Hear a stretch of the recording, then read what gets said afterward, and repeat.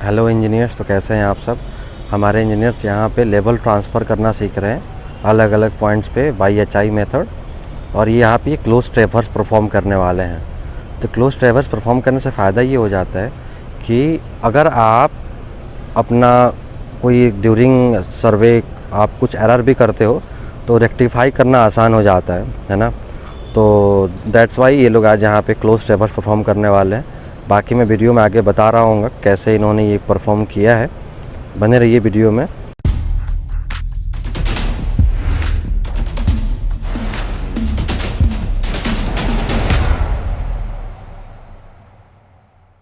Hello civil engineers, मैं Himanshu, corporate trainer in Noida branch civil Guruji. आज मैं आ गया हूँ अपने इंजीनियर्स के साथ। आरएल ट्रांसफ़र करना सीख रहे हैं ये लोग यहाँ पे। इन्होंने अपने सर्वेइंग कंप्लीट कर लिए। सर्वे कंप्लीट करने के बाद ही मैं आपके साथ वीडियो में आया हूँ। आप देख सकते हैं हमारा इंजीनियर वहाँ पे खड़ा है अभी बेंचमार्क पे, जहाँ पे अपना फाइनली जो अपना लास्ट आरएल का जो सर्वे का लास्ट पॉइंट होता है वो बेंचमार्क, क्योंकि अपने क्लोज ट्रेवर्स को फॉलो किया है। मतलब जहाँ से हमारा सर्वे लाइन स्टार्ट हुआ था वहीं पे वापस सर्वे लाइन कंप्लीट हुआ है। इसलिए हमारा इंजीनियर अभी वहाँ पे खड़ा है जहाँ पे हमारा बेंचमार्क था। ठीक है, तो सबसे पहले आपको मैं दिखाना चाहता हूँ, मैंने बबल को आउट कर दिया है।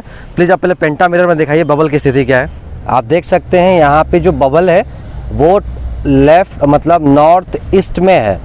नॉर्थ ईस्ट में बबल है। मैं आपको दिखाता हूँ कैसे सेंटर करते हैं।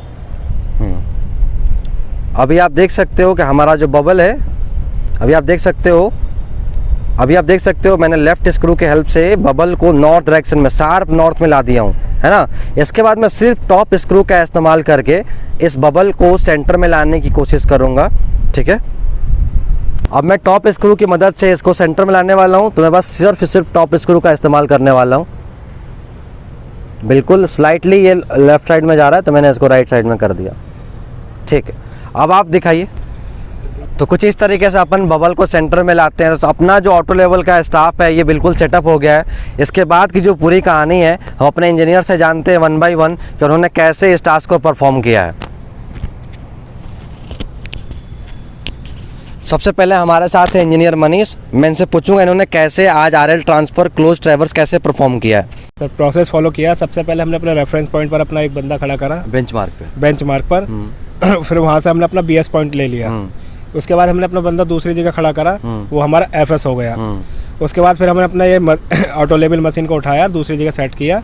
जो हमारा एफएस था वो हमारा बीएस बन गया और बंदे को दूसरी जगह भेजकर हमने अपना एफएस निकाल लिया। तो सेम प्रोसेस चलता रहा। ये जिन्होंने बोला कि इंस्ट्रूमेंट चेंज किया, इसका क्या मतलब होता है कि हम यहाँ पे जो अभी अपन ने यहाँ पे जो लेबलिंग परफॉर्म करी है इसको बोलते हैं डिफरेंशियल लेबलिंग। क्या होता है डिफरेंशियल लेबलिंग? जब हमारी साइट पे विजिबिलिटी कम हो एक पॉइंट से दूसरे पॉइंट की या फिर हिली एरियाज़ में, तो अपन डिफरेंशियल लेबलिंग परफॉर्म करते हैं जहाँ हमको इंस्ट्रूमेंट को बार बार चेंज करना पड़ता है। उस केस में हम डिफरेंशियल लेबलिंग परफॉर्म करते हैं। ओके, और ये इन्होंने एचआई मेथड से परफॉर्म किया है। अभी मैं इंजीनियर बुरहान से जानूंगा, थोड़ा कैलकुलेशन बताएं ये कि कैसे कैलकुलेशन किया है। सर पहले तो हमने जो है हमने ग्रेटर नोएडा का जो है मीन सी लेवल जो है वो देख लिया। तो हमारे नोएडा का जो है मीन सी लेवल वो 200 मीटर है। ठीक है, तो पहले ही जो हमने वहाँ पर जो है किसी फिक्स्ड पॉइंट पर जो है वो अपना जो है वो स्टाफ प्लेस किया और उसका जो है बैक साइड ले लिया। एक बार जब हमने बैक साइड ले लिया तो उसे मीन सी लेवल जो हमारा बेंचमार्क है उसको ऐड करके हाइट ऑफ द इंस्ट्रूमेंट हमारा आ गया। तो अपने एचआई निकालने के लिए आरएल बैक साइड किया। यस सर, फिर जब हमने किसी दूसरे पॉइंट का जब हमें एक बार जब हमारा हाइट ऑफ एन इंस्ट्रूमेंट आ गया तो हमें दूसरे किसी पॉइंट का हमें आरएल निकालना था। तो उसी पॉइंट पर हमने स्टाफ को प्लेस किया और फिर वहाँ जो है रीडिंग ली।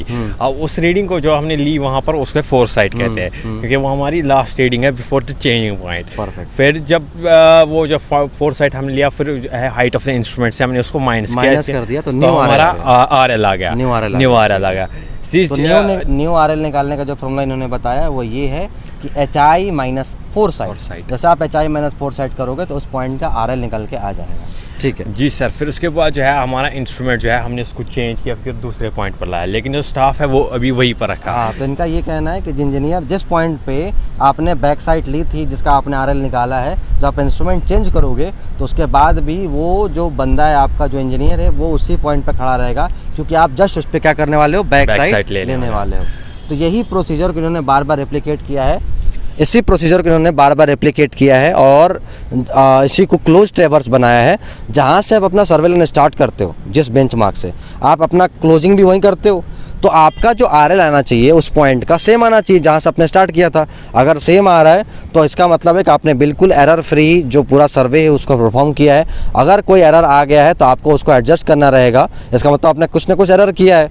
आपका हो सकता है इंस्ट्रूमेंटल एरर रहा हो सकता है रीडिंग लेने में एरर रहा हो सकता है कैलकुलेशन में एरर रहा हो। जो भी एरर है, कैलकुलेशन एरर है तो उसको तो आप बाइफरकेट कर लोगे, उसको तो आसानी से पकड़ लोगे। बट अगर पर्सनल एरर रहा है या फिर इंस्ट्रूमेंटल एरर रहा है तो वो आपको बाइफरकेट करना, वो आपको रेक्टिफाई करना मुश्किल हो जाएगा। तो हम कैलकुलेशन की मदद से हम उसको, जो भी हमारा एरर आया है उसको हम एडजस्ट कर देते हैं अपने आने वाले जो भी कैलकुलेशन है उस कैलकुलेशन की हेल्प से। इसके बाद मैं इंजीनियर सुमित से बात करूंगा, उनसे भी जानने की कोशिश करते हैं कि अब तक उनकी एस्टिमेशन की क्लास भी कंप्लीट हो गई है, अभी ये सर्वे की क्लास में है, तो कैसा रहा अभी तक का सिविल गुरुजी में इनका एक्सपीरियंस। तो इंजीनियर सुमित, कैसा रहा आपका एक्सपीरियंस सर? सिविल गुरुजी में आके मुझे बहुत कुछ सीखने को मिला है, तो मैं दूसरे लोगों से भी रिकमेंड करता हूँ कि वो भी आए। अगर जिसको कॉलेज पूरा कंप्लीट करने के बाद ऐसा होता है कि जो प्रैक्टिकल नॉलेज चाहिए होती है, उस प्रैक्टिकल नॉलेज को गेन करने के लिए सिविल गुरुजी एक बहुत अच्छा प्लेटफॉर्म है। ठीक है, तो आपने पहले 15 दिन में क्या सीखा अभी? सर जो पहला 15 दिन था उसमें हमने एस्टिमेशन कंप्लीट कर लिया, उसके बाद जो सेंट्रल लाइन लेआउट होता है उसको कंप्लीट कर लिया, टाउनशिप लेआउट जो होता है उसको भी कंप्लीट कर लिया। तो आज का टॉपिक क्या था? आज का सर जो टॉपिक हमारा RL ट्रांसफ़र करने का था। तो आपने कौन सा मेथड इस्तेमाल किया है? ये सर हमने height of instrument method use किया है। हाँ, तो आप कुछ फार्मूले बताइए जो जिस फार्मूले से आपने पूरा का पूरा सॉल्यूशन किया हुआ है।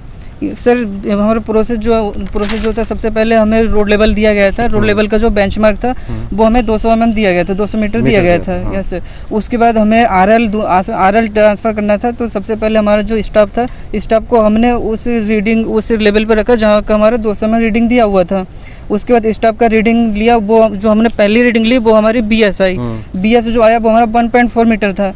उसके बाद सर हमने हाइट ऑफ इंस्ट्रूमेंट निकाल लिया। हाइट ऑफ इंस्ट्रूमेंट निकालने का जो फार्मूला होता है वो होता है RL + BS। तो हमने जो हाइट ऑफ इंस्ट्रूमेंट निकाला वो आया 201.4 मीटर। उसके बाद सर हमें जहाँ का बेंचमार्क निकालना है, जहाँ का RL निकालना है, वहाँ पे हमने जो हमारे स्टाफ है स्टाफ को रखा। स्टाफ को रखने के बाद वहाँ का हमने रीडिंग लिया। तो वो जो रीडिंग आएगी वो 4 साइड आएगी, क्योंकि हमारा जो दूसरा RL निकालने का होगा वो हमें हमारी जो इंस्ट्रूमेंट होगा उससे वो दूसरा पॉइंट दिखेगा नहीं। इसलिए हमें वहाँ से इंस्ट्रूमेंट हटाना होगा। तो हमारी जो वो रीडिंग होगी वो होगी 4S यानी FS, यानी जो FS है वो 1.37 मीटर आया। उसके जो न्यू RL होगा, न्यू RL फार्मूला होगा height of instrument minus FS। तो हमारा जो न्यू RL होगा वो 200.3 आया। उसके बाद सर हमें जब दूसरा RL निकालना होगा, RL निकालने के पहले हमारा जो स्टाफ होगा उसको हटाना नहीं पड़ेगा। हमें जो इंस्ट्रूमेंट है, इंस्ट्रूमेंट को हटाने के बाद फिर जो रीडिंग लेंगे हम वो BS रहेगा। उसी पॉइंट पे बैक साइड यस सर, उसी पॉइंट पे BS लेंगे। तो जैसा कि आपने देखा कि हमारे इंजीनियर्स ने कुछ इस तरीके से पूरी की पूरी सर्वे लाइन परफॉर्म की है ना। अगर कुछ एरर आता है तो हम एरर का एडजस्टमेंट भी सिखाएंगे इनको। अगर कुछ एरर नहीं आया है तो अच्छी बात है, आपने सर्वेइंग को अच्छे से परफॉर्म किया है। तो ऐसे इन्फॉर्मेटिव वीडियोज़ के लिए आप चैनल को सब्सक्राइब भी कर सकते हो। अगर आपको सिविल गुरुजी ज्वाइन करना है तो आपको सिंपली 9111001234 पे कॉल करना है। जो भी आपके सिविल इंजीनियरिंग से रिलेटेड कंसर्न है और ज्वाइनिंग से लेकर रिलेटेड कोई कंसर्न है, आप वो पूछ सकते हो उस नंबर पे। वीडियो में बने रहने के लिए धन्यवाद।